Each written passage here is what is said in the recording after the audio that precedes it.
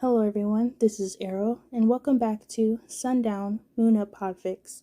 Today we'll be continuing Shouta Aizawa is Caught Horribly Underprepared by Hollowed Block '07. Chapter 3, The Autistic Urge to Not Make Eye Contact. Summary.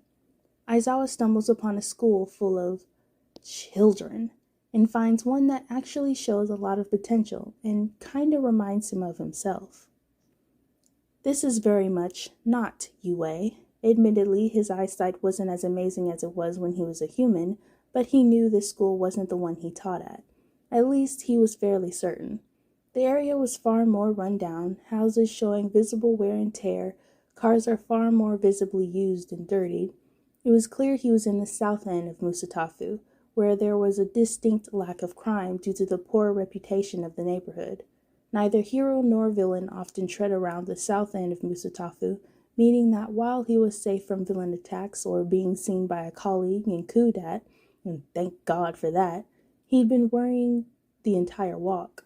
He was much farther from Yue than when he had started, and was far more likely to be attacked by just random civilians or kids. You win some, you lose some, Aizawa thought with a shrug. But the fact he stumbled onto a middle school, Aldera Middle School specifically, wasn't what unnerved him the most.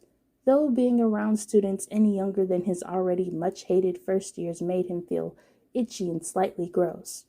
What did unnerve him was that he could hear explosions, small explosions like those of a quirk. Following the sound through a slightly torn gate to the school courtyard led him onto a scene which made him wince in sympathy and ache to help, but the smarting of his leg held him back. Deku! A frightened gasp and a hushed choke echoed through the corner of the yard as a smaller than average, teen boy with unruly green curls and a singed uniform fell to the floor. Clutching his stomach so tightly his hand was unnaturally pale. He was shaking, curling into himself, eyes unfocused, looking simultaneously through, at, and beyond Aizawa the cat. What? Are you not going to say anything? You barely shut up in class. Why is it now that you finally choose to be quiet? A boy with plain brown hair and fingers that grew slightly in some sort of anticipatory way snarled, watching the smaller boy with something predatory and dangerous in his eyes. God, shut up, Deku. Don't want to hear that fucking stuttering. I'd rather you just shut up entirely, you waste of space.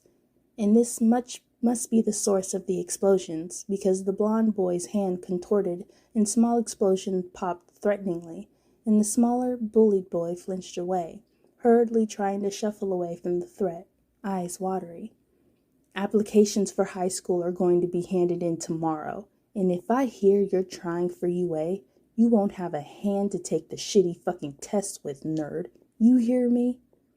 The boy on the floor swayed, clearly disassociating and entirely out of it, and that only seemed to aggravate the explosion asshole of the child, whose explosions grew slightly as he approached the smaller boy, lackeys hanging behind, grinning triumphantly. Cowards. Explosions were aimed at the boy, Deku's, his mind supplied, face, and said boy raised his arms to protect himself, only for his uniform to disintegrate under the power of the quirk and his arms to turn an ugly shade of red, weeping revoltingly. Something vicious and protective bubbled up inside Aizawa at the sight of the burn, memories of his own childhood and the sour faces he'd received for his villainous quirk, urging him forward, egging him forth to scratch at the blonde's ankle like a pathetic, though very angry house cat. The boy, distracted from his main victim, turned to the cat and sneered, kissing his teeth with a vitriol in his eyes. Fucking cat. Had been exhaled under the boy's breath, and Aizawa had been kicked backwards into the chest of the green-haired boy, who caught him with gentle hands, holding him protectively and safely against his chest, avoiding his injured arm. Leave the cat alone, Kachan. The boy cocooned Aizawa further, shaking around him. If he hadn't been shaking, Aizawa may have called the kid impressive for his bravery. The bully growled, quirk flaring up once more, and that was more than enough quirk usage. With only a slight effort from Aizawa, the explosions were gone, and his normal black eyes were red. The boy recoiled, looking down at his hands in shock. In what very well could potentially be fear, the thought sent a jolt of joy through his feline body. Quickly afterwards, the trio of assholes fled, and Aizawa let his quirk release. Sneaking into the hold of the green-haired boy he'd done his best to defend, while trapped in a tiny little cat form he'd only been in for a few hours max. The boy exhaled, shuddering and setting Aizawa down very gently, running a soft hand along his head, which he supposed he could tolerate since the kid had saved him from a rough encounter with the floor. "Are you all right? You were kicked pretty roughly by Kachan, and you're bleeding on your leg, though it looks a little old to have been just received. You probably received that earlier, huh?" The boy laughed softly, barely taking a second to breathe. "Seems we're more alike than I thought we were, huh, cutie? You got knocked around by the other cats, too?" "It looks pretty bad. It's still bleeding slightly. Oh, God, what if I aggravated it? I'm sorry if I hurt you, kitty. I didn't mean to, I promise. Here, let me help." The kid rummaged around in his worn yellow backpack and tugged out a well-used first aid kit. Aizawa eyed it warily and watched the boy flick it open with practiced ease and rummaged around for wipes and butterfly closures, which were unnervingly quite close to the top, above even painkillers. What on earth is this kid going through on the regular? Silently, Aizawa made a vow as the kid wiped at his injured flank that whoever the explosion blonde dickhead of a child was, if they were applying to UA, probably the hero course knowing his luck, he would demand Nezu bring up tapes from Aldera and show him the kid's true behavior in order to send him away at the door without even breathing into UA. The kid would never enter UA, not any other hero school either if he could help it. Bullies couldn't be heroes. "This looks pretty bad, but nothing I can't fix.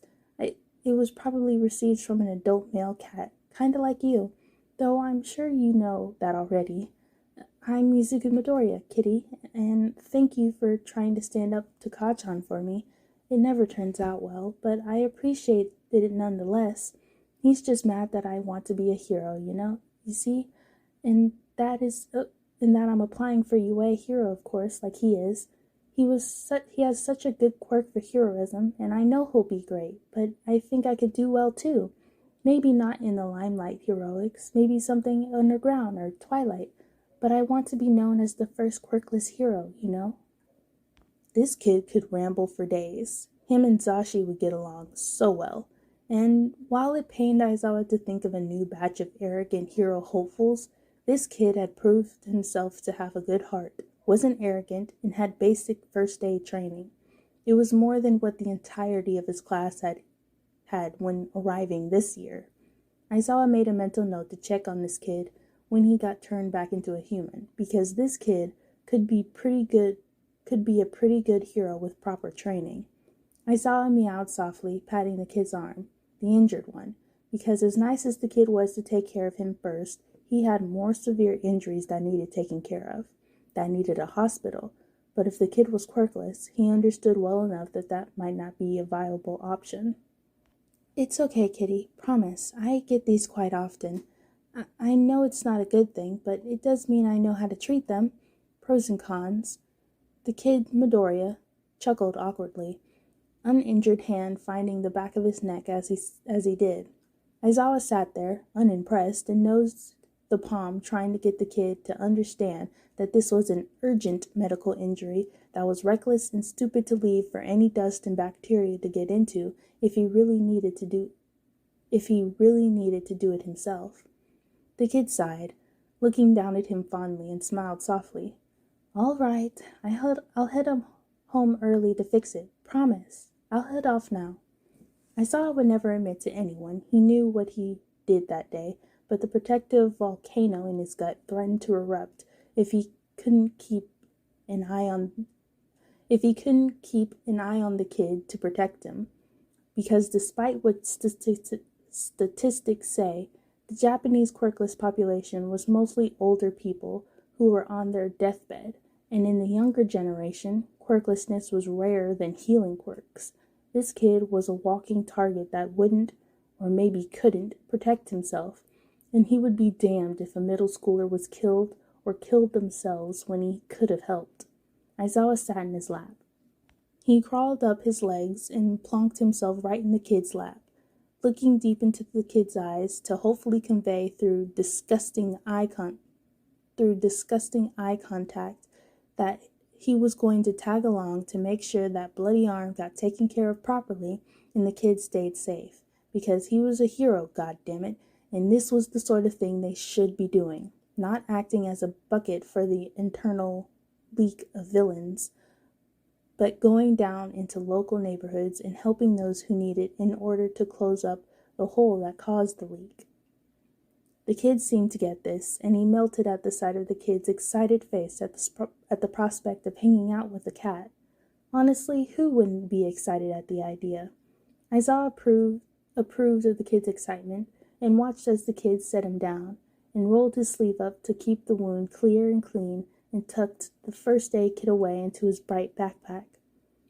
"Are you going to follow me home, kitty?"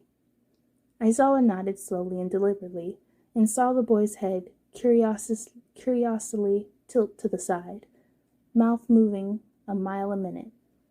"You're clearly a quirked animal if Kachan suddenly losing his ability to use his explosions, if anything's to go by. He has such impressive control by now, it would not be a simple mistake or error.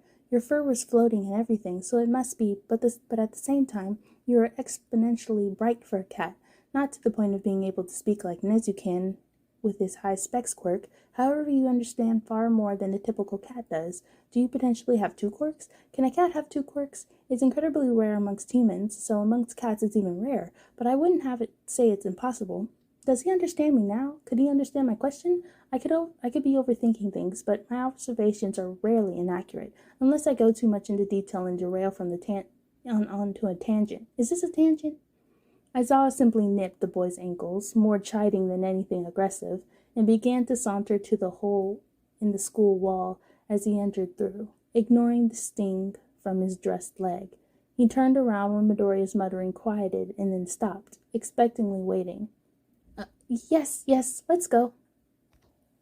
All right, everyone, that is the end for Chapter 3 of Shouta Aizawa is Caught Horribly Underprepared. Again, I wanted to mention that this fic has been discontinued, so I think it was Chapter 28 when it was officially just done with the story. But if you guys still want me to read it, let me know. Thank you so much for listening, and I'll see you all soon. Bye.